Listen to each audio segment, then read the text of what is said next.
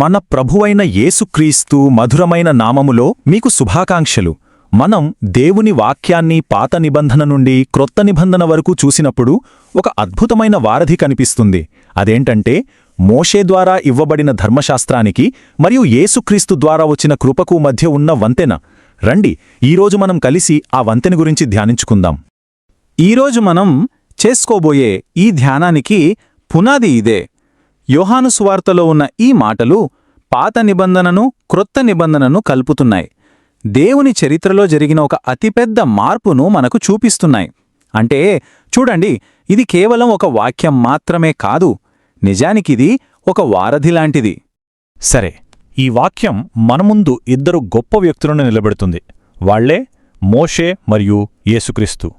ఒకవైపు చూస్తే దేవుని వాక్యమేమంటోందంటే, మోషే దేవునింట్లో ఒక నమ్మకమైన సేవకుడు. అవును, ఆయన సీనాయి పర్వతం మీద దేవునికి ప్రజలకు మధ్య ఉండి ధర్మశాస్త్రాన్ని మనకందించాడు. కాని మరోవైపు యేసు క్రీస్తు, ఆయన ఆ ఇంటికి సేవకుడు కాదు, కుమారుడు. అందుకే ఆయన సేవకుని కంటే ఎంతో ఎక్కువ మహిమకు అర్హుడు. ఆయన కేవలం కృపను తీసుకురాలేదు, ఆయనే కృపకు సత్యానికి స్వరూపంగా మన మధ్యకొచ్చాడు. మరి అసలు ధర్మశాస్త్రం యొక్క ఉద్దేశమేంటి? చాలామంది దీని గురించి పొరపాటు పడుతుంటారు. మనం దీన్ని ఒక అర్థంతో పోల్చి చూస్తే చాలా తేలిగ్గా అర్థమవుతుంది. మనం ఈ మాటను చాలా జాగ్రత్తగా వినాలి. ధర్మశాస్త్రం మనల్ని రక్షించడానికి ఇవ్వబడలేదు. దాని ఉద్దేశ్యం మనల్ని నీతిమంతులుగా మార్చడం కాదు. మరి ఏంటి దాని ఉద్దేశ్యం? మనకొక రక్షకుడు ఎంత అవసరమో మన కళ్లకు కట్టినట్లు చూపించడమే దాని ఉద్దేశ్యం. అదెలాగంటే, ధర్మశాస్త్రం ఒక అద్దం లాంటిది. ఒక అద్దం ఏం చేస్తుంది? మన ముఖం ఎలా ఉందో ఉన్నది ఉన్నట్టు చూపిస్తుంది, అంతేగదా? అలాగే ధర్మశాస్త్రమనేది దేవుని పరిపూర్ణమైన పరిశుద్ధత. ఆ అద్దం ముందు మనం నిలబడినప్పుడు మన పాపపు స్వభావం మనకు స్పష్టంగా కనిపిస్తుంది. అదొక డయాగ్నోస్టిక్ టూల్ లాంటిది. ఈ అద్దం విషయాన్ని ఇంకాస్త లోతుగా చూద్దాం. అద్దం మన ముఖం మీదున్న మురికిని చూపించగలదు, నిజమే. మనలో పాపముందని చెప్పగలదు. కాని ఆ అద్దం ఆ మురికిని కడగగలదా? ఆ పాపాన్ని తుడిచేయగలదా? లేదు కదా. ధర్మశాస్త్రం కూడా అంతే. దానికి పాపాన్ని చూపించే శక్తి ఉంది, కాని పాపాన్ని తీసివేసే శక్తి మాత్రం దానికి లేదు. ఇక్కడే అసలు పొరపాటు జరిగింది. అరే, మనం ఈ 10 ఆజ్ఞలను కరెక్ట్గా పాటిస్తే మన సొంత పనుల ద్వారానే దేవుని ముందు నీతిమంతులం అయిపోవచ్చు అని అనుకున్నారు. కాని అది ధర్మశాస్త్రం ఉద్దేశ్యమే కాదు. అసలు మన వల్ల కాదని, మన బలహీనత ఏంటో మనకు చూపించడానికి అదే వచ్చింది. సో ధర్మశాస్త్రం మన సమస్యను ఒక అద్దంలా చూపించినప్పుడు దేవుడు చూస్తూ ఊరుకోలేదు. ఆయన తన పరిష్కారాన్ని పంపించాడు. అదే కృప యొక్క రాకడ. ఈ రెండు వచ్చిన విధానంలోనే ఎంత తేడా ఉందో చూడండి. ధర్మశాస్త్రం ఎక్కడో సీనాయి పర్వతం మీద దూరం నుండి ఇవ్వబడింది. ఒక మధ్యవర్తి అయిన మోషే ద్వారా రాతి పలకల మీద రాసి ఇచ్చారు. కాని కృపా సత్యం అలా కాదు. అవి మన మధ్యలోకి వ్యక్తిగతంగా వచ్చాయి. సాక్షాత్తు యేసుక్రీస్తు అనే జీవమున్న వ్యక్తిగా మన దగ్గరకే వచ్చాయి. ఇప్పుడు మనం ఈ ప్రయాణంలో అత్యంత ముఖ్యమైన ఘట్టానికి వచ్చాం. సీనాయికి కల్వరికి మధ్య ఉన్న ఆ గొప్ప మార్పేంటో చూద్దాం.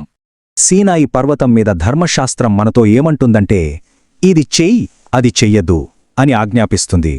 అది మన నుండి ఏదో ఆశిస్తుంది.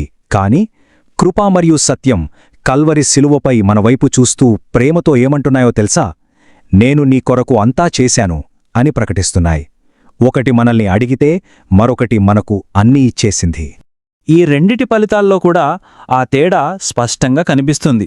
చూడండి, సీనాయి కొండ దగ్గర ధర్మశాస్త్రమిచ్చిన రోజు దేవుని ఆజ్ఞను మీరినందుకు ఏకంగా 3000 మంది చనిపోయారు. కాని దానికి పూర్తి వ్యతిరేకంగా పెంతెకోస్తు రోజున పరిశుద్ధాత్ముని ద్వారా దేవుని కృప మన మీదకు కుమ్మరించబడినప్పుడు అదే 3000 మంది రక్షణ పొంది కొత్త జీవితంలోకొచ్చారు.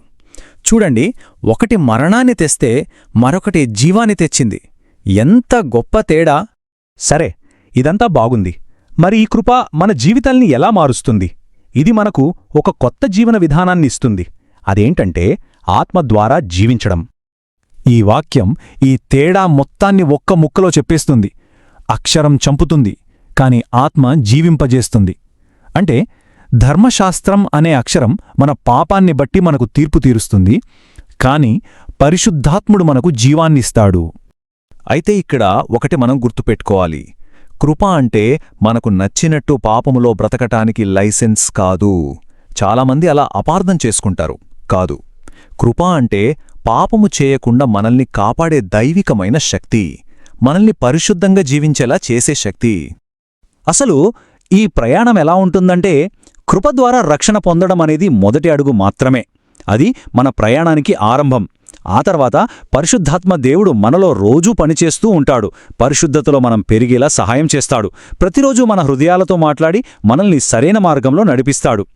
సో మనం ముగింపుగా గుర్తుంచుకోవాల్సిందేంటంటే, రక్షణ అనేది మనం కష్టపడి సంపాదించుకునేది కాదు. అది దేవుడు మనకు ఉచితంగా కేవలం తన కృప ద్వారా ఇచ్చే ఒక అమూల్యమైన బహుమానం. ధర్మశాస్త్రమనే అద్దం మనకు ఎంత అవసరముందో చూపించింది. యేసుక్రీస్తు అనే కృప కల్వరి శిలువపై ఆ అవసరాన్ని పూర్తిగా తీర్చాడు. ఈ మాటలను ప్రభు స్వయంగా ఆస్వాదించునుగాక. ఆమెన్.